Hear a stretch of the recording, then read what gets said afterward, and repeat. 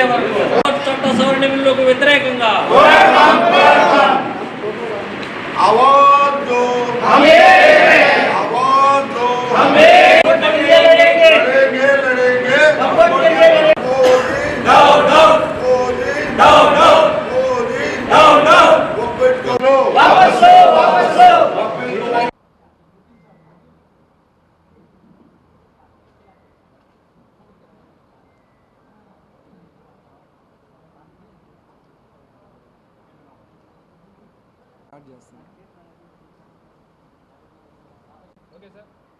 పాత్రికేయ మిత్రులకు శుభాభినందనలు. సోదరులారా, భారతదేశంలోని ఫ్యాసిస్ట్ ప్రభుత్వం, కేంద్ర ప్రభుత్వం ముస్లిం సమాజంపై 2014 నుండి కూడా దేశంలో ఉన్న ప్రధాన సమస్యలన్నింటినీ పక్కన పెట్టి ముస్లింలే ప్రధానమైన సమస్య అన్నట్లు వ్యవహారాలు, చట్టాలు తీసుకొస్తూ ఉంది. ఉదాహరణకి కాశ్మీరు తదితర ప్రాంతాలు మొదలుకునే ఈశాన్య రాష్ట్రాల వరకు 93 లక్షల కిలోమీటర్ల భూభాగాన్ని చైనా తీసుకుంటే విదేశాంగ మంత్రి జయశంకర్ ఏమన్నాడు అంటే, మేము వారితో పోరాడలేము, మేము వారితో ఏమీ మాట్లాడలేము అని చెప్పేసి మాట్లాడి భారతదేశంలో 1937 సర్వే ప్రకారం 9,40,00,000 ఎకరాల వక్బోర్డ్ భూములను బూచిగా చూపిస్తూ వీళ్ళ దగ్గర ఇంత భూమి ఉందండి అన్నారు.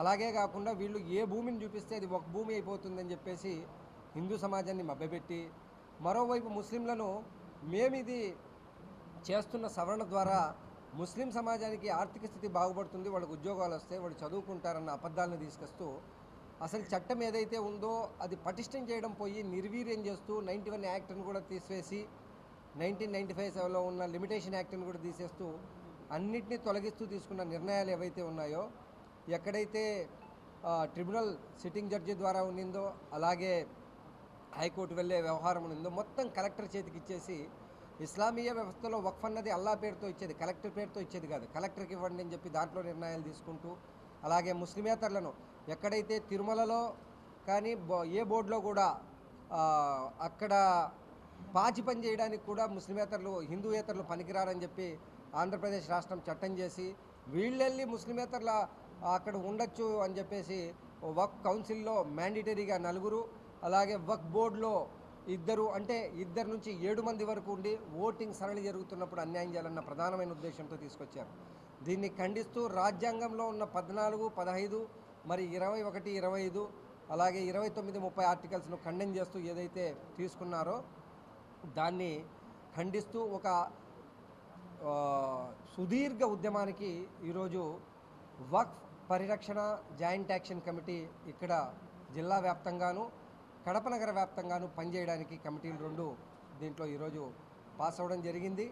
మరి వారందరూ కలిసి జిల్లా వ్యాప్తంగా ఆల్ ఇండియా పర్సనల్ లా బోర్డు ఏ విధమైన కార్యాచరణ ఇచ్చిందో అది, మరి ప్రాంతీయంగా మాకున్న కార్యాచరణ ప్రకారం రోజువారీ ఉద్యమాలు ప్రారంభమవుతాయి. రేపు నబీకోట్ నుంచి మళ్ళీ 7 రోడ్స్ వరకు అంటూ అప్ టు కృష్ణ మన సిఎస్ఐ నుండి 7 రోడ్స్ వరకు ఒక ర్యాలీ ఉంది. దీని తర్వాత వరుసగా కూడా నిరంతరంగా పోరాటం కొనసాగుతుంది.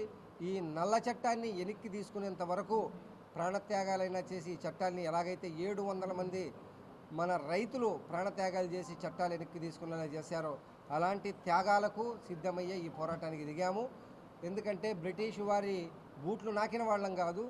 ఎందుకంటే బీజేపీ ఎమ్మెల్యే ఒకతను ఏమన్నాడు అంటే, మేము జలియన్వాలా బాగ్ సృష్టించగలమన్నాడు, డైరీ చదువుకో, అందులో ఎదలు చూపించి ఎవరైతే చచ్చిపోయారో వాళ్ళందరూ ముస్లింలే, మేము దానికి సిద్ధంగా ఉన్నాం, మేము నీతో పోరాడడానికి సిద్ధమయ్యే దిగాము. ఎందుకంటే మేము రాజ్యాంగబద్ధ పోరాటాలకు సిద్ధమవుతున్నాం. ఈ పోరాటాన్ని మేము కలిసికట్టుగా అఖిలపక్షం అందరం జాయింట్ యాక్షన్ కమిటీగా ఇండియన్ అలయన్స్ మొత్తం కూడా కలిసి పనిచేస్తుంది. నేను జాయింట్ యాక్షన్ కమిటీ జిల్లా కన్వీనర్ సయ్యద్ అహ్మద్ బాబుభాయ్ నా పేరు. మరి దీని తర్వాత సోదరుడు చంద్రశేఖర్, ఆ తర్వాత మా భారతదేశంలో నరేంద్ర మోడీ అధికారంలోకి వచ్చిన తర్వాత దేశాన్ని ముందుకు నడిపిస్తాననేటువంటి వాగ్దానాలు, దేశంలో ప్రజలు ప్రజా సమస్యలను పరిష్కారం చేసి ఉత్పత్తిని పెంచుతామని చెప్పినటువంటిది, ఉద్యోగాలు కల్పిస్తామని చెప్పినటువంటిది, పేదరికాన్ని నిర్మూలిస్తానని చెప్పినటువంటి ఇవేవి కూడా ఒక్కటంటే ఒక్కటి అమలు చేయకపోగా ప్రజలకు వ్యతిరేకమైనటువంటి చర్యలు తీసుకోవడంలో ముందుంటా ఉన్నాడు తప్ప ఇవాళ ప్రజలు ప్రజా సమస్యలు తీవ్రంగా ఉంటా ఉంటే ఆ సమస్యలు పరిష్కారం చేయకపోగా కులాల మధ్య, మతాల మధ్య, ప్రాంతాల మధ్య, దేవుని పేరుతో, దేశభక్తి పేరుతో, రకరకాలైనటువంటి వాదనల పేరుతో ప్రజల మధ్య వైషమ్యాలను రెచ్చగొట్టి తద్వారా ప్రజలు ప్రజా సమస్యలు పక్కకు నెడతా ఉన్నాడు. అందరితో ఆగడంలే. ఈ దేశంలో పోరాడి సాధించుకున్నటువంటి ప్రజల రెక్కల కష్టంతో నిర్మితమైనటువంటి ప్రభుత్వ రంగ సంస్థలన్నీ ఇవాళ మోడీ పెంపుడు సంస్థలైనటువంటి అంబానీ, అదానీలకు కట్టబెట్టినాడు. ఇంకా అంతటితో ఆగడంలే. ఇవాళ ఆపరేషన్ కగారు పేరుతో అడవులను నుంచి అటవీ జాతులను ఎవరైతే గిరిజన తెగలు ఉన్నారో వాళ్ళందరినీ పారద్రోలి ఆ సంపదనంతా కొల్లగొట్టాలని ఒకవైపు సాగిస్తూ ఉన్నాడు. వ్యవసాయాన్ని రైతులకు దూరం చేయాలని చూశాడు. సిఏఏ ఎన్ఆర్సీ పేరుతో అనేక రకాలైనటువంటి ముస్లింల పైన దాడికి తెగబడినాడు. ఇవేవి కాదన్నట్టు ఇవాళ దేశంలో రైల్వే తర్వాత అతిపెద్ద ఆస్తులు కలిగినటువంటి వక్ఫ్ బోర్డు పైన మోడీ కన్నుబడింది. ఎలాగైనా సరే ఈ వక్ఫ్ బోర్డు ప్రాపర్టీస్ను తన పెంపుడు సంస్థలైనటువంటి అంబానీ, అదానీలకు కట్టబెట్టాలనేటువంటి ఒక దుర్మార్గపూరితమైన ఆలోచనతో వక్ఫ్ బోర్డు చట్టాన్ని సమూలమైనటువంటి మార్పుల పేరుతోటి అసలు ముస్లిం సమాజం కోసం వాళ్ళ ఆస్తులను త్యాగం చేసినటువంటి వాళ్ళను పక్కన పెట్టి ముస్లిమేతరులను దాంట్లో చొప్పించి ఏ పార్టీ అధికారంలో ఉంటే ఆ పార్టీ నాయకులను చొప్పించి తద్వారా కబ్జా చేయాలనేటువంటి ఒక దుర్మార్గపూరితమైన ఆలోచనకు తెరలేపినాడు. దీనికి వ్యతిరేకంగా పోరాటం చేయాలనేటువంటి ఆలోచనతో, సంకల్పంతో ఇవాళ కడప నగరంలో అజ్మత్ ఫంక్షన్ హాల్లో జరిగినటువంటి రౌండ్ టేబుల్ సమావేశంలో జాయింట్ యాక్షన్ కమిటీ ఏర్పడింది.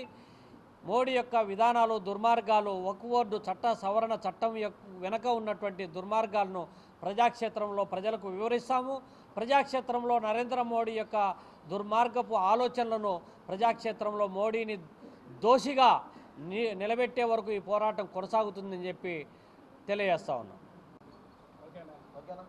ఈరోజు ఇక్కడ కడప అజ్మత్ ఫంక్షన్ హాల్లో వక్ఫ్ పరిరక్షణ జేఏసీ ఏదైతే ఫామ్ అయిందో దీనిలో ఇండియా కూటమి అలయన్స్ ఏవైతే ఉన్నాయో మన రాజ్యాంగబద్ధంగా రాజ్యాంగం కోసం పోరాడేదానికి ఇక్కడ ఒక నిర్ణయాత్మకంగా ఒక కమిటీని ఫామ్ చేసి ఈ కమిటీ ద్వారా రాబోయే కాలంలో ఒక ప్రణాళిక ప్రకారం, మంచి కార్యాచరణ ప్రకారం మా రాజ్యాంగ రచయిత ఎవరైతే ఉన్నారో డాక్టర్ బిఆర్ అంబేద్కర్ గారు రాజ్యాంగం ప్రకారంగా దాన్ని కాపాడే విధంగా అందరం కలిసి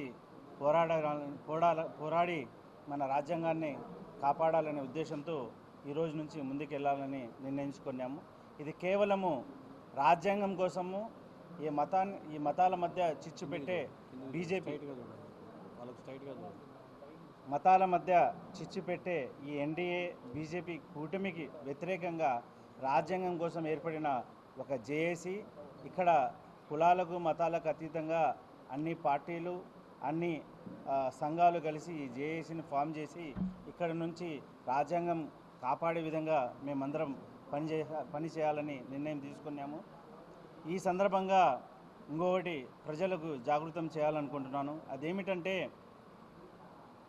ఏవైతే ఈ రాజకీయ పార్టీలు ఉన్నాయో మతాలకు కులాలకు కట్టుబడి పనిచేస్తున్నాయి. అంటే వాళ్ళని చిచ్చు పెట్టిందే వాళ్లకు ఓట్లు రావనే ఉద్దేశంగా పనిచేస్తున్నాయో ఇది మనం అనుకుంటున్నాం.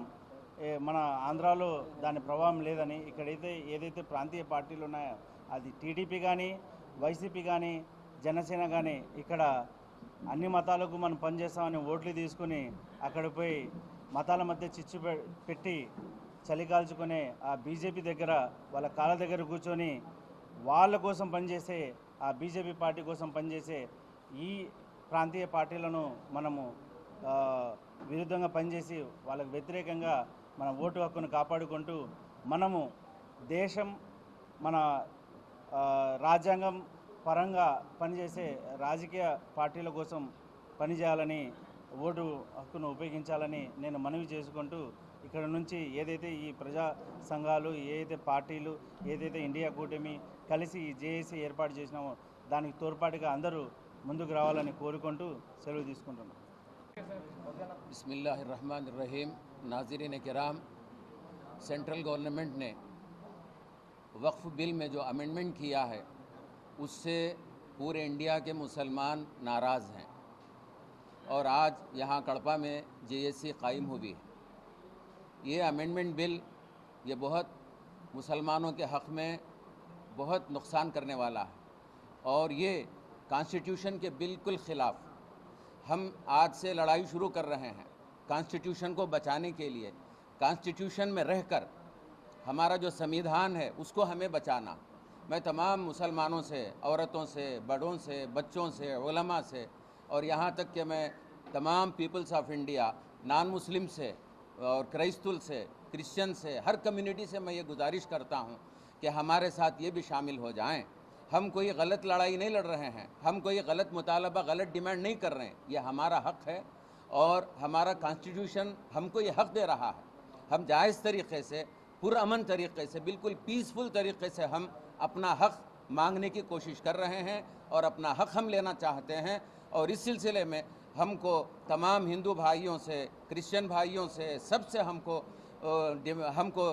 हम रिक्वेस्ट करते हैं कि वो हमारा साथ दें और इस कॉन्स्टिट्यूशन को बचाने में हमारा पूरा साथ देकर ये अपना भी कल आगे चलकर मैं समझता हूँ कि क्रिश्चियंस की प्रॉपर्टी पे भी ये मुसीबत आने वाली है, सिखों की प्रॉपर्टीज़ पे ये परेशानी आने वाली है। आज हम तो फिर कल और।